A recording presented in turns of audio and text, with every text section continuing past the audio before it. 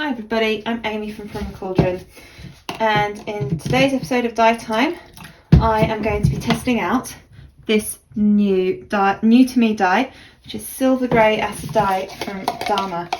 Now when I get my dyes, my new dyes, I like to just test them out on just 10 grams of yarn.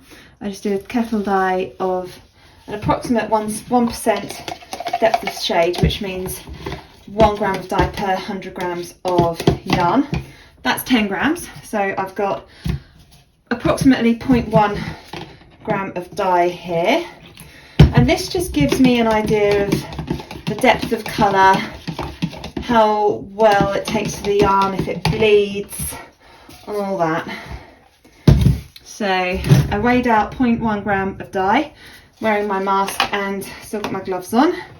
So I'm just going to put that in here with my 10 grams of 75% superwash merino, 25% nylon. I'm going to add some more water. This yarn has been soaking in just some plain tap water for probably about an hour now. So this is just on a low heat now. I'm going to let it slowly come up to a boil, or just below a boil. Then I'll add the vinegar. I'll add a couple of teaspoons of vinegar and just let it sit until all the dye has absorbed to the yarn. It's been about 20 minutes. You can see all the dye has been absorbed into the yarn. It's a gorgeous colour. Now I'm going to just let this cool down, and then I'm going to over dye this. Let's start round 2. It's actually been about a week since I dyed this yarn, and so I actually ended up washing and drying this yarn. So I'm starting from the beginning again essentially, but it has given me a lot of time to think about how I want to over dye this yarn. And I finally decided that what I want to do is kettle dye it again, and this time I've got some dark navy. Again, this is a 1% solution. Since I'm dyeing 10 grams of yarn, there is 0.1 gram of dye in here in solution. And what I want to do is try and get a sort of light covering of this dark navy all over the yarn. And hopefully there'll be a little bit of the grey still coming through. That's my plan. I don't know if this will work or not.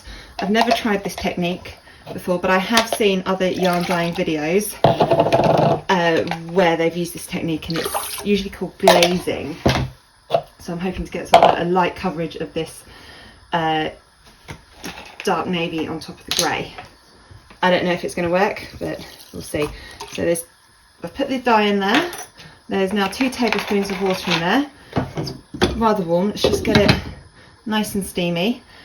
And the reason I've put 2 tablespoons of vinegar in there just for 10 grams of yarn is because I want the dye to strike really quickly to this yarn, and that's why I'm starting hot as well.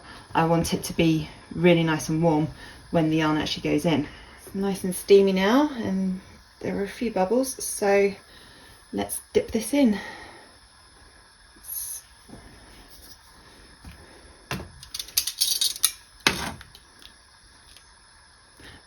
Maybe the grey won't show through, but that's okay. This is just a little experiment. I think I'm going to stick in another little skein of yarn, and I've got here 10 grams of the same fibre type, 25% nylon, 75% superwash merino in 4-ply, and this has been dyed with fluorescent lemon acid dye. It's dry, as you can see. I think I'm going to stick this in as well, see if that can sort of dull the yellow a little bit. Yeah, that's the sort of effect that I would like. I think that is just too much on the navy, but that's what I want for the yellow. I've got all of these little skeins of yarn. These are all my swatches that I dye when I first get some new yarns, and I'm planning to over dye all of these, so maybe I'll stick in another one. Oh, you can see the yellow is starting to come out of that. it is set that yellow, but it was bleeding quite a lot, so it has, some of that yellow has come out. Fortunately, these are just for me, these are just my little experiments, so it doesn't really matter. But yeah, it looks like that water is a yellowy colour now. That's fine, but it does look like all of the dark navy has gone into these two little skeins of yarn, so I won't add any of my extra dark ones at the moment. That'll be for another day. Okay, well, I'm just going to stick the lid back on that and let it heat set for probably about 20 minutes. 20 minutes later, and the blue has all been absorbed, but you can't really see on camera, but in person there is some more yellow in there. As you can see, there's the yellow tinge. That fluorescent lemon is going to be a pain. I think I'm going to have to be very, very careful with that fluorescent lemon. But fortunately, all the dark navy has absorbed, and this is looking very, very dark at the moment. We'll see what that looks like once it's dry, once it's cooled down, and then we can wash it and dry it. This has completely cooled down now, so let's wash it. Oh, that is looking very, very, very dark. Be interesting to see what this one looks like once it's actually dry. See if we still get any of that grey coming through. Now, and it looks like all the yellow has reabsorbed back into the yarn, which is great.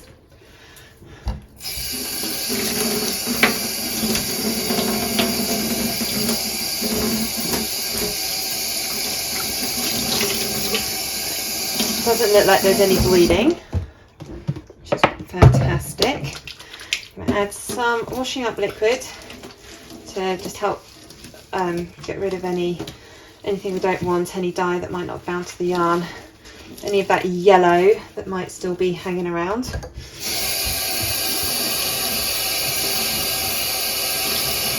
It doesn't look like there's anything. Put that in. Sometimes it can be hard for me to see any bleeding if it's quite light in the sink the way it is, as I don't have a bowl. So, oh yeah, you can still see some of that yellow. There is some yellow bleeding. And honestly, I'm not too worried about it because this is just for me. I'm not selling this. This is just a sample. That yellow never completely cleared in the first place when I first dyed it. This is just going to be used in a scrap blanket that I've got going on at the moment. So if I was to sell this, then I would be worried, and I would have to rinse this an awful lot. But because this is just for me, I'm really not that worried by it. So I'll try and get some more of that yellow out, but I'm not seeing any blue bleeding, which is good. I'll just let this rinse a few more times and then I can hang it up to dry. And here is the finished yarn. Now, this wasn't what I had envisioned when I set out to dye this yarn, but I am not disappointed with these unexpected results. Now, this one was silver grey, which I overdyed with dark navy. This is a sample of that silver grey. I can't really see any of that silver grey coming through here now, and this here is a sample of the dark navy. So those two together have made this really nice, very, very, very dark blue, almost black yarn, which I think is great. But the surprise for me came from this one, which is the fluorescent lemon, which originally started as that. When I dyed this, I washed it and washed it and washed it, but I just could not get the water to run clear. Now, I wasn't too worried about that because it was just a swatch for myself. I wasn't going to sell it or anything, so it didn't worry me. And I knew that I wanted to overdye it in some way. So when I chucked this one in the pot with this, I was not expecting the colour, some colour to come off of this one and bind to this one. But you can see there's a very, very light coating of this fluorescent lemon all the way through, and I have no idea if I'd be able to recreate this deliberately, but I think that was a really, really nice surprise, and I really like it. And the fluorescent lemon, this was the effect that I was going for on this. I think I used far too much of the dark navy. I think to get this sort of effect on that, I might need to use maybe 0.5% solution of dark navy or even less. But I really like how the dark navy has dulled this. It's not quite as bright, but it is still gorgeous. And comparing it to the original, it's certainly toned it down an awful lot, but it's quite patchy. You can see there are some bits here that are darker, some bits that are lighter, but there's certainly at least a very light covering of the dark navy all over that yarn. So here is my finished yarn with the 3 colours that I used in this dyeing tutorial. I'm now hiding in the eaves storage space in the loft with a black light to see what these look like under a black light. Now I knew that this one would show up under a black light because that was the one that started off as the fluorescent with the fluorescent dye. I was very curious to see how this one, which only had the tiniest amount of dye, fluorescent dye on it, but look at it. How fantastic is this? It's got the tiniest amount on it, but it still looks great. It's almost speckled.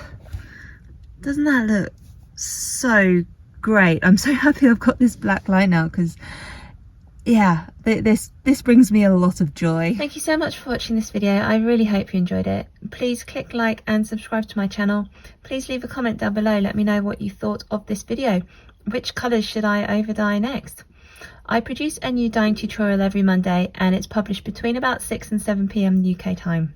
And I do like to try doing different things in every video, so I may be swatch dyeing in one video, or overdyeing, or dyeing roving, or embroidery floss. You know, there's all sorts of things that I like to have a go at, so there should always be something different. Thank you so much for watching.